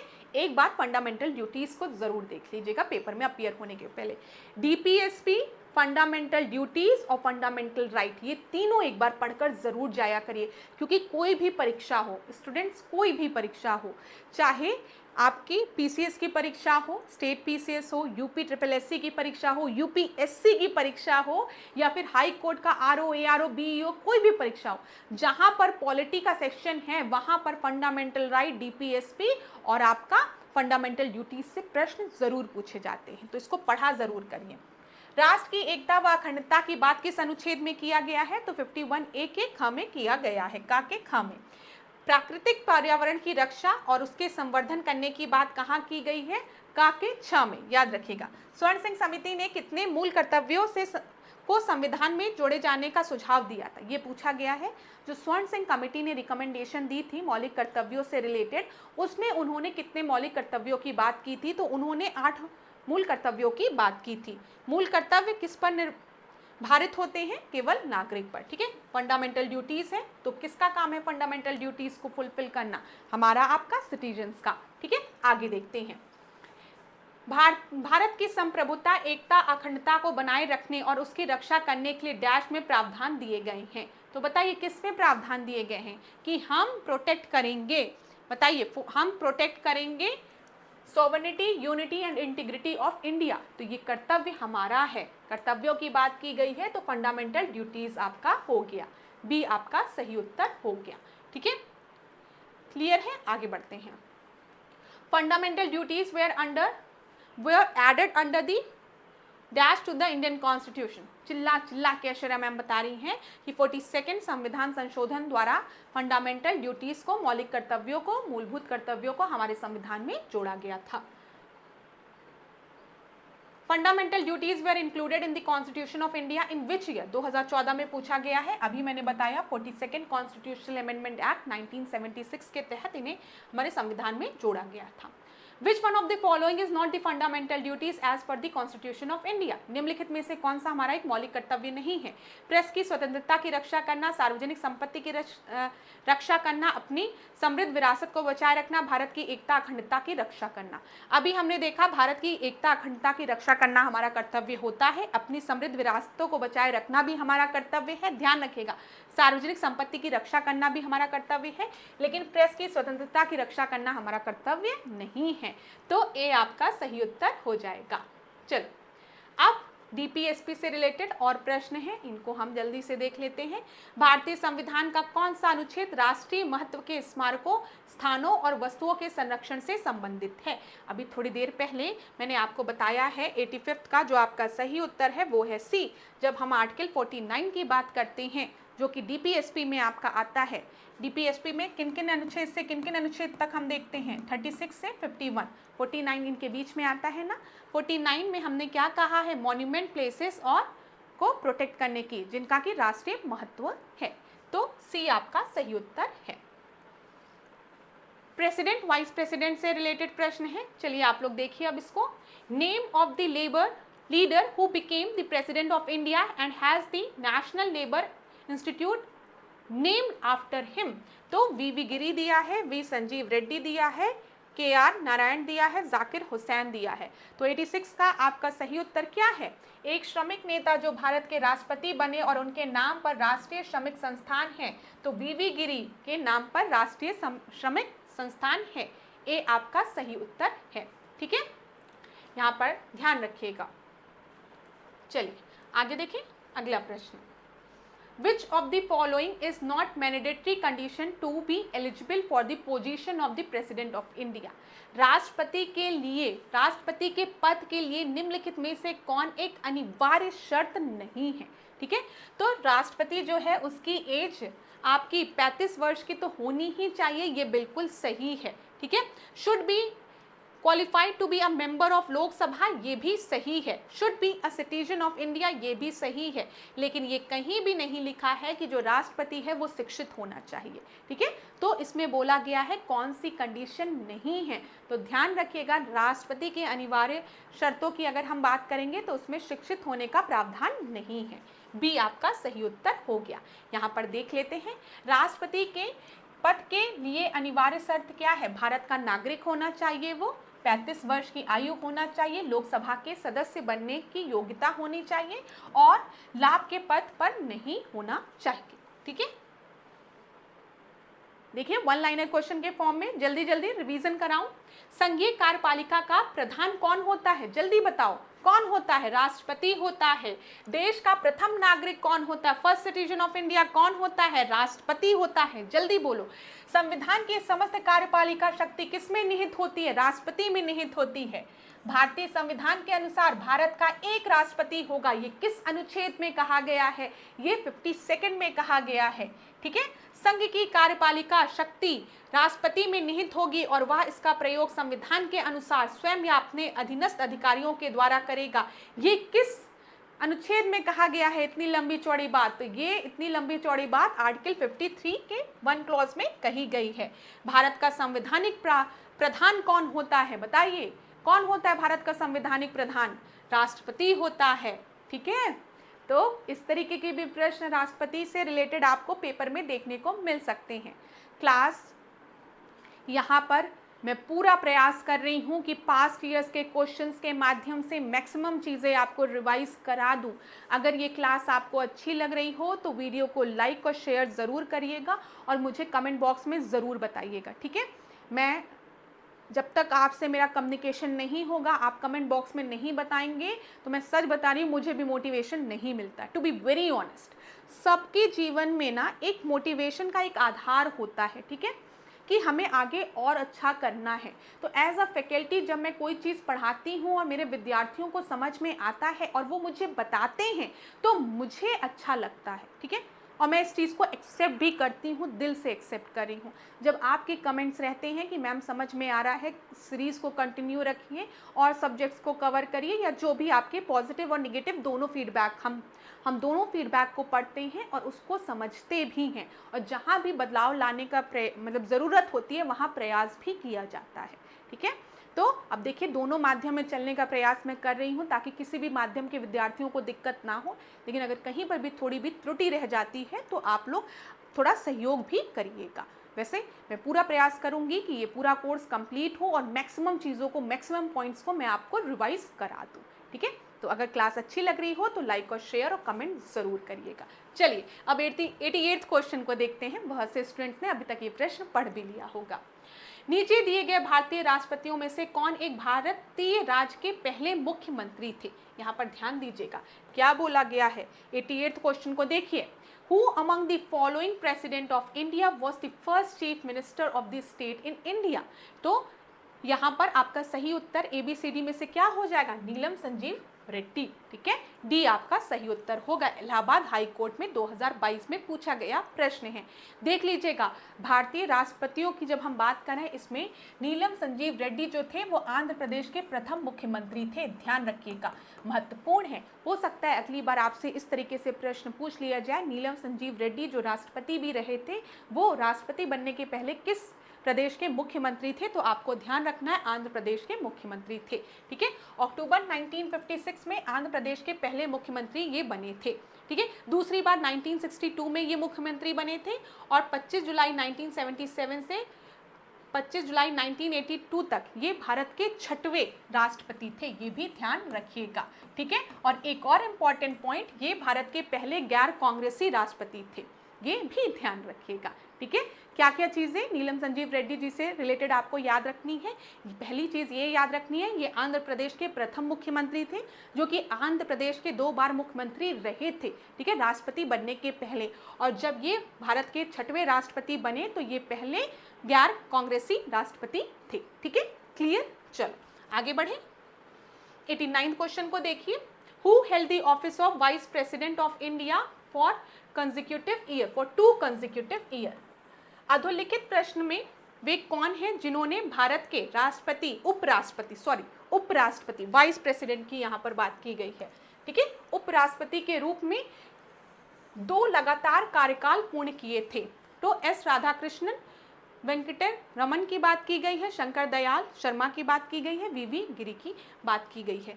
89 का जो आपका सही उत्तर है वो है एस राधाकृष्णन, ए आपका सही उत्तर है, ठीक है। 2 कंसेक्यूटिव ईयर की बात की गई है, याद रखिएगा। डॉक्टर सर्वपल्ली राधाकृष्णन 1952 से 1962 तक 2 कार्यकाल के लिए भारत के उपराष्ट्रपति बने थे, ठीक है, ध्यान रखिएगा।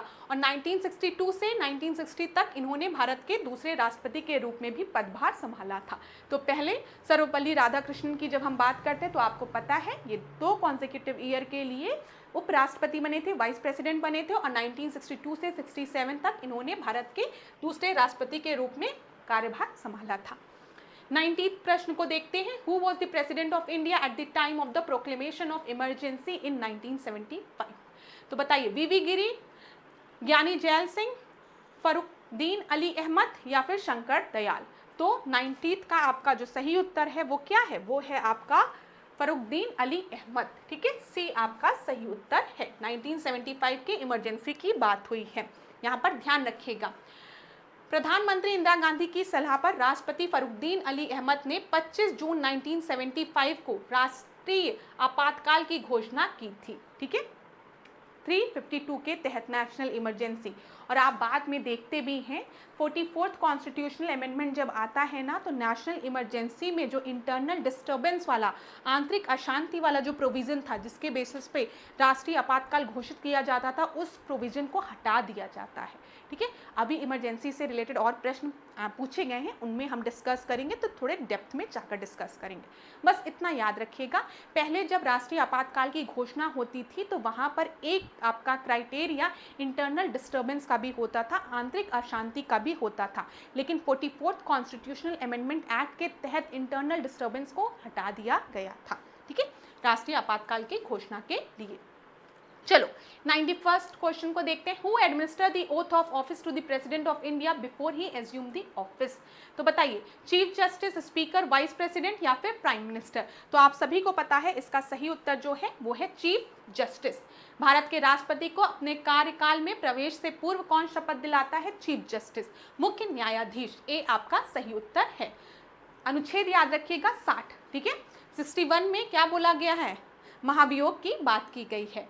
अब देखिए, consider the following vice president of India, Allahabad high court में 2021 में पूछा गया प्रश्न है, ठीक है। यहाँ पर आपको इन्हें अरेंज करना है सही ऑर्डर में। तो बताइए, उपराष्ट्रपति की बात की गई है, सबसे पहले वीवी गिरी, फिर जीएस पाठक, फिर बीडी जट्टी और फिर एम हिदायतुल्लाह। तो यहाँ पर ए आपका सही उत्तर होगा, ठीक है, ध्यान रखिएगा। थोड़ा सा इसको देख भी लीजिए कि जब हम वीवी गिरी की बात करते हैं 1967 से 69 तक, फिर 69 से 74 तक पाठक जी थे, फिर उसके बाद जत्ती जी थे, ठीक है, 74 से 79, और एम हिदायतुल्लाह जो थे 79 से 84 तक थे, ठीक है क्लास। चलिए आगे बढ़े अगले प्रश्न पे। 93rd प्रश्न को देखते हैं। A resolution to impeach of the President of India has to be passed by dash majority of the total membership of the member of originating house, ठीक है। भारत के राष्ट्रपति के लिए अगर महाभियोग का आपका प्रस्ताव मतलब चलाना है तो मूल सदन के सदस्यों की कुल संख्या डैश के बहुमत से पारित होनी चाहिए।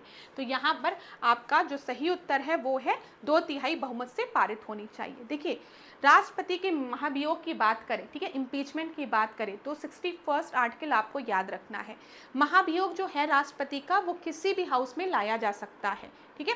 फिर उस हाउस के आपका पूरा प्रोसीजर है, उसको पास होना चाहिए, फिर दूसरे हाउस में वोटिंग कराई जाती है।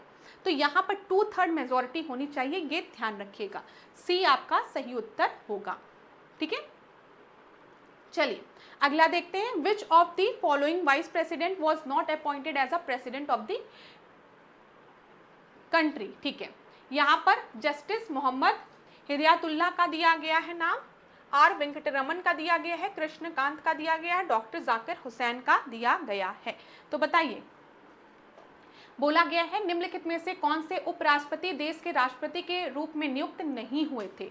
तो कृष्णकांत जी जो थे वो देश के राष्ट्रपति के रूप में नियुक्त नहीं हुए थे, ठीक है, ध्यान रखिएगा। और सब जो उपराष्ट्रपति थे वो एक समय के लिए भारत के राष्ट्रपति भी बने थे, ठीक है, क्लियर है। एक बार इसको देख लेते हैं।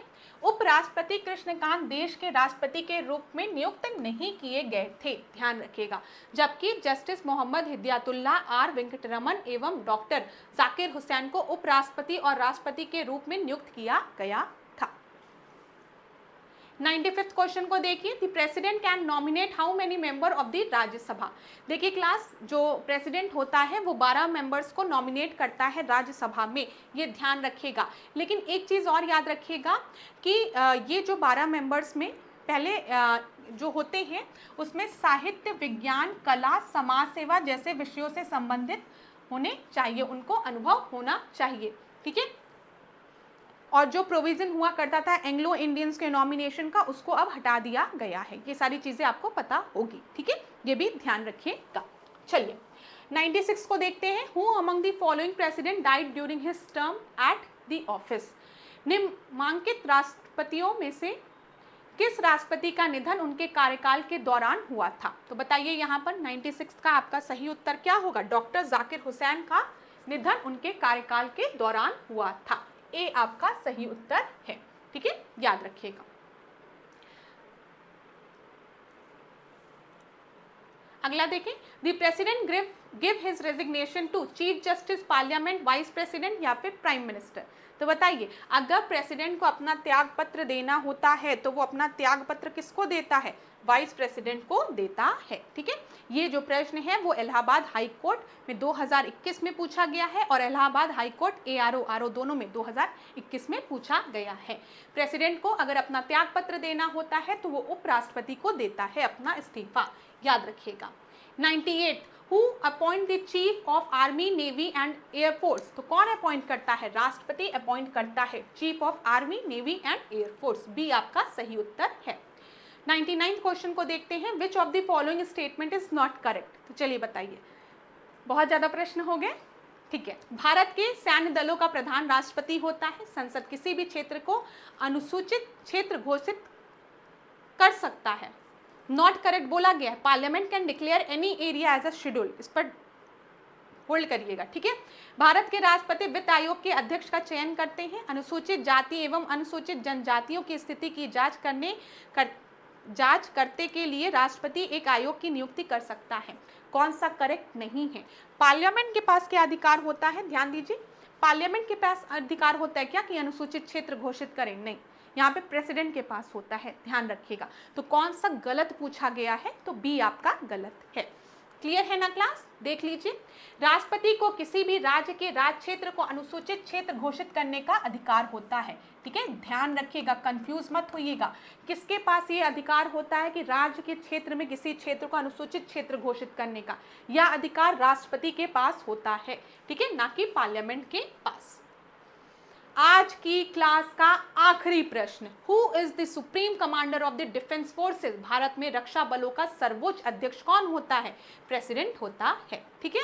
इलाहाबाद हाई कोर्ट, इसमें APJ अब्दुल कलाम का याद आता है। APJ अब्दुल कलाम ने क्या कहा कि बचपन से मुझे एयरफोर्स ज्वाइन करने का बहुत ही शौक था, लेकिन विजन कमज़ोर होने की वजह से मैं एयरक्राफ्ट नहीं उड़ा पाया, लेकिन आज जब मैं राष्ट्रपति हूँ भारत का तो मैं क्या हूँ? Supreme commander of the defence force हूँ और आज मैं फाइटर प्लेन में सवार हूँ।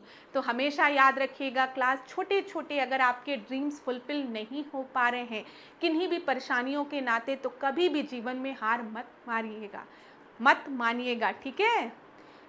नर हो न निराश करो मन को, कुछ काम करो, जग में रहकर कुछ काम करो।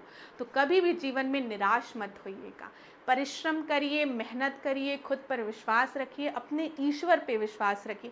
आप जिसको भी मानते हो, आप जिस रूप में भी भगवान को पूजते हो, उन पर विश्वास रखिए, अपने गुरु पर विश्वास रखिए, ठीक है, और खुद पर विश्वास रखिए। जीवन में आप बहुत आगे जाएंगे, ये चीज़ याद रखिए। हो सकता है जीवन में आज कई उपलब्धियां आपको इस समय ना मिल पा रही हो, लेकिन मन को निराश मत करिएगा, ठीक है। हमेशा अच्छा सोचिए, अच्छा रहिए, लोगों के साथ अच्छा व्यवहार करिए और कोशिश करिए कि हर दिन अपने आप को इम्प्रूव करें। ये हमेशा याद रखिएगा। यहाँ पर ए आपका सही उत्तर है, ठीक है। चलिए अब यहाँ पर इतनी चीज़ें हमने डिस्कस कर ली ना, ठीक है।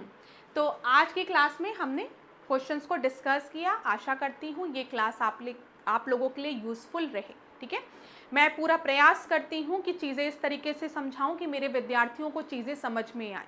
लेकिन अगर कहीं पर भी आपको किसी भी तरीके का सजेशन लगता है कि मैम को देना चाहिए और आपका सजेशन सही होगा, तो मैं उसे ज़रूर एक्सेप्ट करूँगी, ठीक है।